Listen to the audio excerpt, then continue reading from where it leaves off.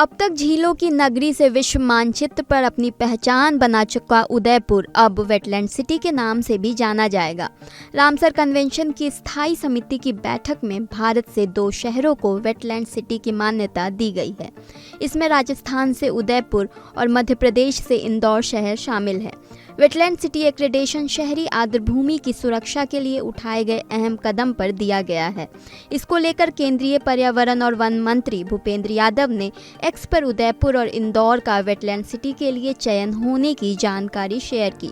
Wetland को अगर हम समझना चाहें तो मोटे तौर पर ऐसी जितनी भी भूमि जिसके ऊपर वर्ष भर पानी रहता है या थोड़े समय के लिए पानी रहता है, वे समस्त ऐसी भूमियाँ जिनमें पानी रहता है उनको हम वेटलैंड कहते हैं परिभाषा के तौर पर। और इस परिभाषा के आधार पर जितनी भी झीलें हैं, जितने भी तालाब हैं, वो वेटलैंड कहे जाते हैं।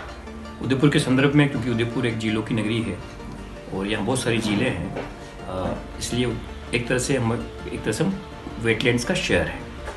एक दूसरी और बात इसमें है कि इंडियन स्पेस रिसर्च ऑर्गेनाइजेशन ने देश भर में ऐसी जितने भी झील तालाब हैं उन सब का एक तरह से मैपिंग किया था सैटेलाइट से, और सुप्रीम कोर्ट ने उसके ऊपर निर्णय दिया कि ऐसी जितनी भी इसरो की वेटलैंड एटलस में झीलें तालाब सम्मिलित हैं उन सबको वेटलैंड कंजर्वेशन रूल्स के तहत कंजर्व किया जाए। तो पहली बात हुई कि वेटलैंड क्या है, दूसरी बात हुई कि उनके कंजर्वेशन का रूल क्या है। 1971 में यूनाइटेड नेशंस की तरफ से ईरान में एक सम्मेलन हुआ था, उसको हम कहते हैं कि रामसर सम्मेलन या रामसर कन्वेंशन।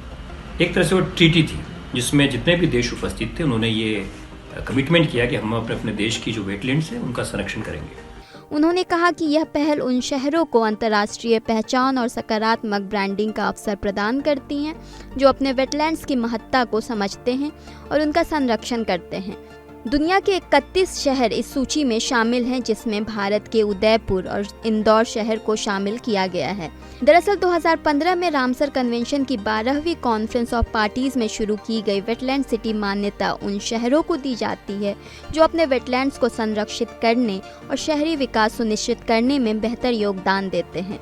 जैसे जैसे शहर बढ़ते हैं और भूमि की मांग बढ़ती है, वैसे वैसे आर्द्रभूमि पर अतिक्रमण की प्रवृत्ति बढ़ती है।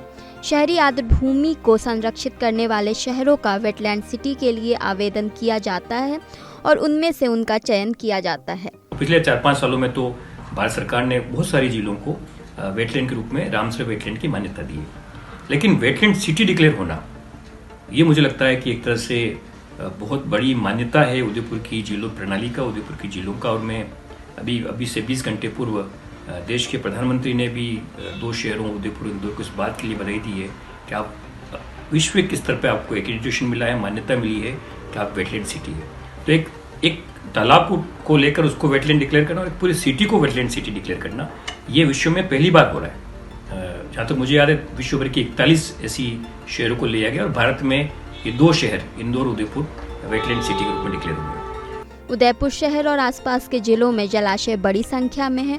शहर के बीच पिछौला, फतह सागर, गोवर्धन सागर, रूप सागर आदि बड़ी झीलें हैं। जिले के मेनार को बर्ड विलेज के नाम से जाना जाता है। हर साल यहाँ हजारों प्रवासी पक्षी आते हैं। कुछ प्रजातियों को यहाँ की आबोहवा इतनी रास आ जाती है कि वो यहीं कहीं होकर रह जाते हैं। हम कहते रहेंगे कि उदयपुर झीलों की नगरी है, लेकिन अब वैश्विक स्तर पर यूनाइटेड नेशंस के रामसर कन्वेंशन ने मान्यता दी है कि हम झीलों की नगरी है, हम वेटलैंड सिटी हैं।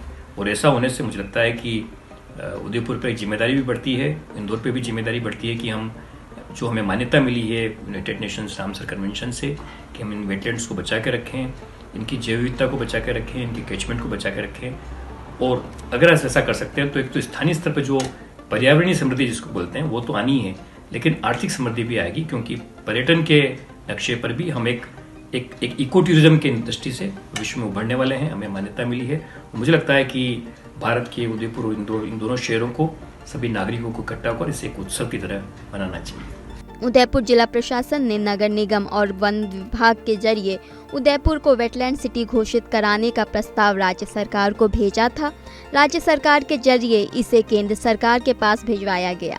केंद्र ने यूनेस्को की ओर से स्थापित रामसर कन्वेंशन को भेजा। उदयपुर शहर 5 प्रमुख आर्द्रभूमियों से घिरा हुआ है। पिछौला, फतेह सागर, रंग सागर, स्वरूप सागर और दूध तलाई। ये आर्द्रभूमि शहर की संस्कृति और पहचान का एक अभिन्न अंग है। शहर के सूक्ष्म जलवायु को बनाए रखने में मदद करते हैं और चरम घटनाओं से सुरक्षा प्रदान करते हैं। देखिए, वेटलैंड्स के ऊपर जो रूल है वो तो हमारी झीलों पर पहले से लागू है, चाहे वो इंदौर की झीलें हों, चाहे उदयपुर की झीलें हो, या देश भर में जो वेटलैंड एटलस में झीलें हैं। दुर्भाग्य रहा कि प्रशासकों ने और सरकारों ने इसको कभी स्वीकार नहीं किया।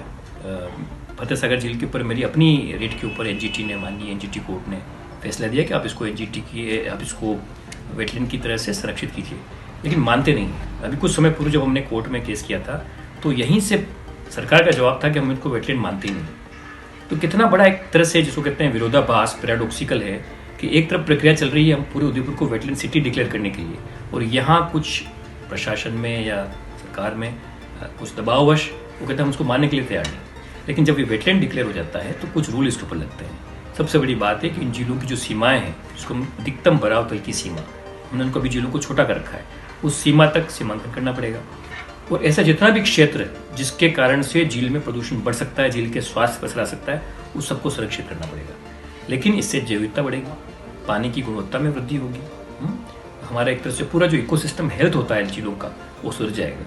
तो कुल मिला के उदयपुर के भविष्य के लिए, वर्तमान पीढ़ी के लिए और भविष्य के लिए झीलों का बना रहना, झीलों का बचना और झील की जैव विविधता का, बायोडाइवर्सिटी का समृद्ध होना एक बहुत बड़ा हमें एक तरह से इसकी दिशा में हमें एक तरह से मान्यता मिली और सरकारों को इसको गंभीरता से लेकर, और अब तो गंभीरता से लेगी। माननीय पर्यावरण मंत्री ने खुद अपनी ट्वीट किया है कि उदयपुर इंदौर को वेटलैंड की मान्यता मिली है। तो और अच्छा संरक्षण होगा, हमारे झीलों की गुणवत्ता सुधरेगी, लेकिन प्रशासन के स्तर पर कमिटमेंट और नागरिकों के स्तर पर जिम्मेदारी का भाव तो जरूर होगा।